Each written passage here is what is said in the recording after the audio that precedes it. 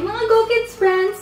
Ngayon, meron tayong isang espesyal at masiglang kaibigan na hindi makapaghintay na ibahagi ang isang nakakatawang balita.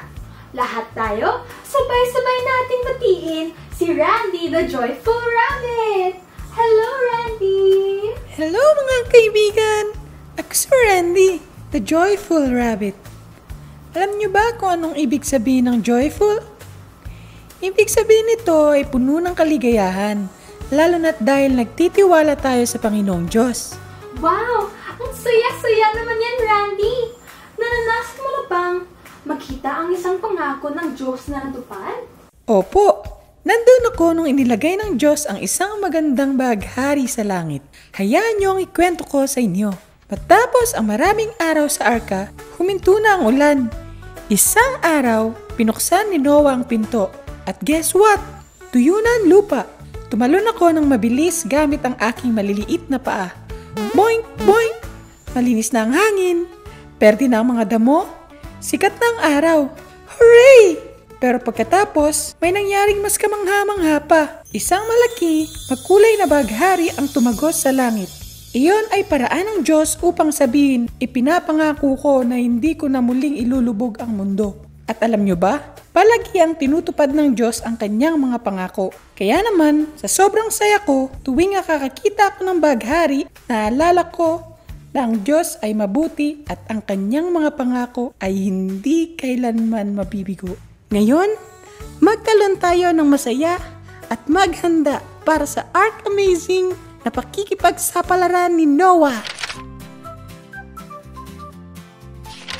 Matapos ang baha, si Noah at ang kanyang pamilya ay sobrang nagpapasalamat. Nakaranas sila ng malaking bagyo at sa buong panahong iyon ay nagtitiwala sila sa Diyos. Nang bumaba ang tubig, si Noah, ang kanyang pamilya at ang lahat ng hayop ay lumabas mula sa arka.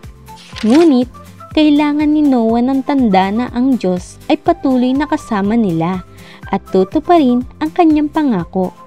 At guess what?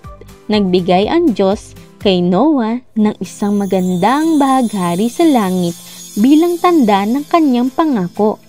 Sinabi ng Diyos, inilagay ko ang aking bahaghari sa mga ulap at ito ay magiging tanda ng kasunduan sa pagitan ko at ng lupa.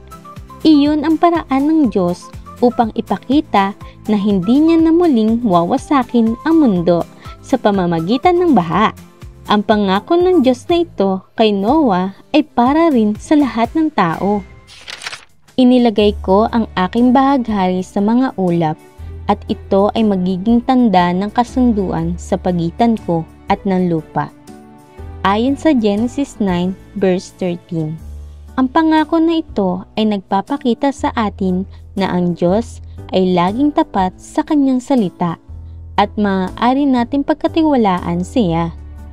Alam niyo ba na ang Diyos ay may mga pangako pa na mas malaki kaysa dito? Katulad ng kung paano ang bahaghari ay naging paalala kay Noah ng katapatan ng Diyos. Mayroon tayong pinakamagandang pangako sa lahat. Ang Diyos ay ipinangako na ipadala ang kanyang anak, si Jesus, upang iligtas tayo mula sa kasalanan. Dumating si Jesus upang mamatay para sa ating mga kasalanan at upang magbigay sa atin ng bagong buhay kasama ang Diyos. At ang pinakamagandang bahagi, ang pangako na ito ay para rin sa inyo. Sapagkat ganito na lamang ang pag-ibig ng Diyos sa sanlibutan, kaya't ibinigay niya ang kanyang kaisa-isang anak, upang ang sino mang sumampalataya sa kanya ay huwag mapahamak, kundi magkaroon ng buhay na walang hanggan. Ayon sa Juan 3 verse 16, si Jesus ang pangako ng Diyos ng pag-asa at kaligtasan. Kapag tayo ay nagtitiwala sa Kanya, maaari tayong magkaroon ng buhay na walang hanggan, kasama ang Diyos magpakailanman. Ngayon, maaaring nagtataka kayo.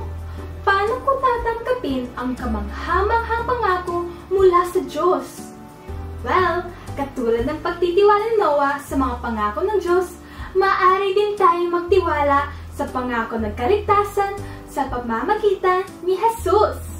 Sinasabi sa Biblia na kapag sumampalataya tayo kay Jesus, humingi ng tawad sa ating mga pagkakamali at tinanggap siya sa ating mga puso, tayo ay maliligtas. Wala kang kailangang gawin na espesyal, basta makipag-usap sa Diyos at hilingin na patawarin Kanya at tulungan kang sundan siya. Palaging nakikinig ang Diyos.